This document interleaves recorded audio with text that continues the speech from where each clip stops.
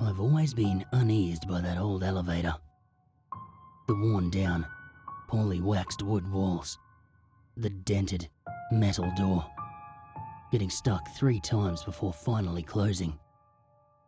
Not to mention, it sounded like any second the lines would snap and the death box would plummet down. But I worked on the top floor. No way in hell was I walking 7 flights.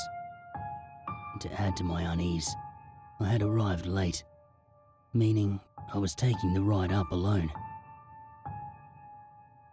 I stepped in and punched the button to reach my floor. As the elevator began to rise, I began to feel a strange sense of alarm rising inside me. The lift had me more unnerved than regular. My train of thought was interrupted by a small ding. My nerves were suddenly replaced with confusion as I looked up to see that I was on the 8th floor. And as mentioned previously, this building only had 7 floors. My train of thought was once again broken, and my sense of confusion rising drastically as the rickety door opened to reveal an empty office. It was not like any office I'd seen before, especially not mine. To say it was strange would be the understatement of the century. The floor, it looked like one giant room. The walls were carpeted, and the floor was from the same looking wood as the elevator. The strangest part was the office supplies, the cubicles, or I guess, ovalcles? I'll let you take a shot in the dark at why I'm calling them that. Anyway, these ovalcles had been on the ceiling, along with the desk and whatever was on it, stuck to the ceiling. However, the chairs, and more stranger, the computers, remained on the ground. The chairs themselves were nothing you'd expect to see at an office. Old wooden stools with a thin padding. The computers, however, seemed to be the most high quality money could buy. There was also a few paintings here and there. However, all of them looked like what I can only describe as blurry. All of which portraying rather boring things. One of them a fridge, a fork, another one a twig. I tried to close the doors, to no luck. And after about a minute of bottle mashing as though this was Mortal Kombat, I finally gave up and I went for my phone. I sighed to see neither Wi-Fi or a cell connection. I sat down in the elevator for a minute or 2 longer before slowly stepping inside this strange office. I was not happy about it, but it seemed to be my only option. As soon as I entirely entered the room, and I mean the very second, I heard the elevator ring. But when I turned around, instead of seeing a closed elevator door, I was met with a carpeted wall. I stumbled back, and I began to break into a cold sweat, slightly shaking. I didn't know what to do. I've dealt with some weird shit before, but never a vanishing, well, anything. This wasn't just anything though. This was what seemed to be the only exit out of this place. Slowly, I gathered my bearings, stood up, and began to walk forward. Occasionally, I would shout out for someone, to no response. And as I made my way forward, it felt like the room was changing, almost as if it was getting narrower. Yet, when I began to walk towards the walls to test this theory, I never even got any closer to the wall. As if I was walking in the one spot An ominous sense of danger quickly began to loom over me.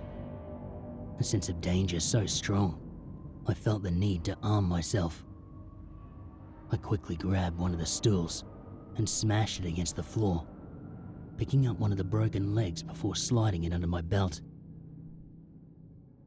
Then, I continued to move forward. As I walked, I began to hear a soft buzzing noise, almost like a whistle, coming from the phone. I checked mine, which, to my surprise and frustration, was completely dead, despite being at 90% before even stepping into the elevator. I tried to determine how long I'd been walking, but this place, it felt timeless, as if frozen in it. Even when I began counting to keep track of time, it felt like I was always off. And after what felt like hours, I spotted a door, not too far ahead, with an obscenely shiny silver handle. I made a break for it, pulling it open with enough force to nearly snap one of the hinges, and I ran into another strange room. I felt like I should have been angry, or scared, or something. But all I felt was a sudden rush of awareness. This room looked like the last, only this one was what I can only describe as inverted. The floor, now carpeted, and the walls now wooden. In this room, however, there was a rather large number of fans on the ceiling. One, I'd say, every 10 feet. Despite this, I didn't feel cold at all. Not even the slightest breeze. Once again, as soon as I was completely through, the door behind me closed and disappeared. I took this time to examine the now accessible ovalcles. Each desk was made out of metal, with wooden drawers underneath. Each wall had the exact same photo of a split water bottle pinned to them, and every desk had the same calendar, all marked down at January 7th, 1977. Once again, as I moved forward, the room began to warp, and this time appearing to grow before quickly shrinking back to its original, abnormal size. The room's sound of running ceiling fans was slowly replaced with what sounded like a low, deep groan. It sounded like a man gargling rocks, mixed with a wounded animal of some kind. Once hearing this, I quickly began to pick up my pace, not wanting to stick around and figure out what it was emitting that noise. Once I finally reached the end of this room, rather than a door, I was met with a hallway, splitting off both left and right. I examined both sides. The left seemed to end at a dead end, while the right ended with a complete void of darkness. I chose to examine the left side, because fuck empty rooms completely devoid of light. As I studied the wall, I noticed a hole in it, one large enough to peer through. I did so, to see yet another strange room. From what I could see, this one was far different. A narrow, almost apartment-like hallway. The walls were lined with red doors. Each one seemed to be open just ajar. Figuring this was my safest option, I pulled the leg chair from my belt and prepared to swing. I cranked back as far as I could and swung with all my power. Instead of making contact with the wall, the chair leg phased completely through it. Due to the unexpected lack of connection, I stumbled forward, and I too phased through. I slowly opened the first few rooms. Each looked like completely normal apartments, aside from all the lamps being on the walls. I searched the first 5, and as expected, all completely abandoned. I took a backpack, quickly raiding the place for whatever I could. Call me a looter if you want, but I was running on survival instincts. I grabbed a flashlight, along with some batteries, a lighter, before making my way into the kitchen. The moment I opened the fridge, my stomach rumbled. It felt like I'd been trapped in this place for days. I quickly cracked open 4 cans of peaches and devoured them. Not long after, I filled my bag with any canned foods and unopened drinks I could find. As I was about to leave, I remembered that sinister growl, then quickly ran back to grab a rather large kitchen knife, which would be much more effective protection. After picking up on the fact that they were all identical rooms, I made my way forward. The walls would contain the occasional quirk boards, all pinned with flyers written in gibberish and containing incomprehensible images. Unlike the previous 2 rooms, this one didn't look to change size. It was rather normal compared to what I've experienced up until now.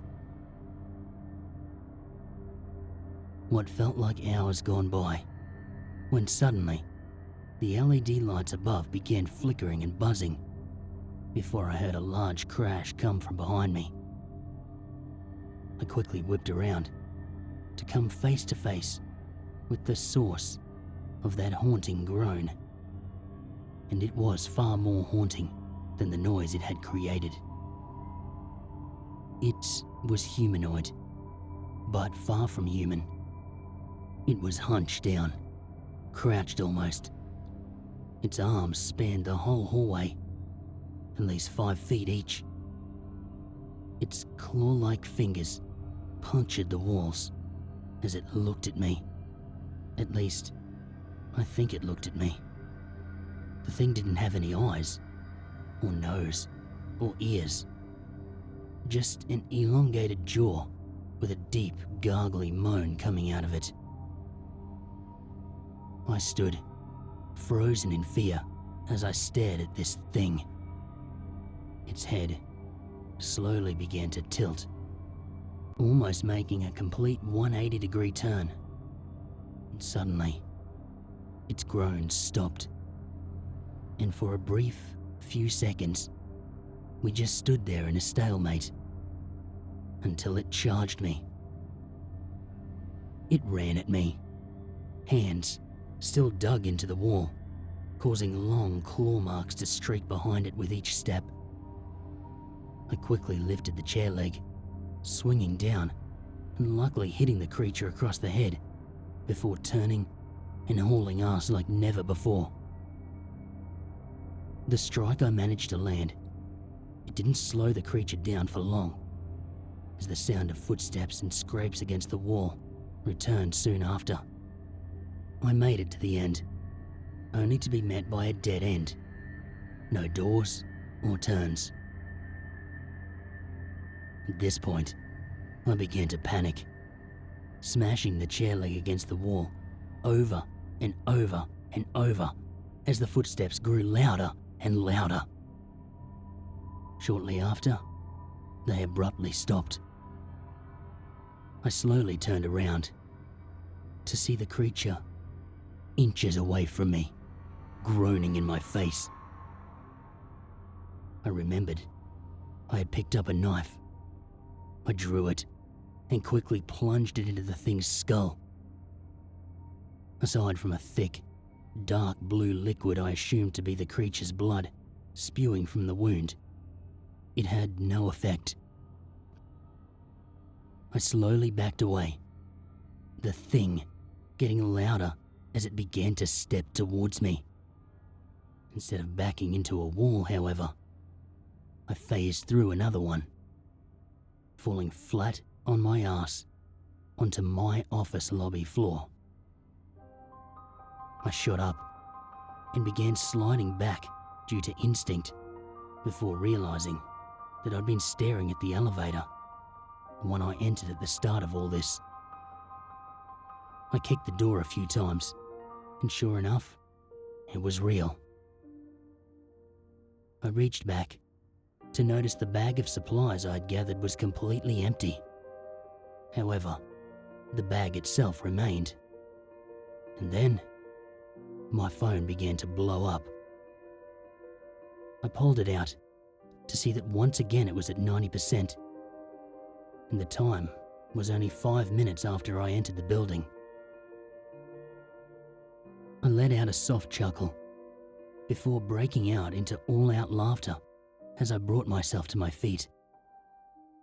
I had no idea what the hell happened to me or where that place was, but it didn't matter now. I was out.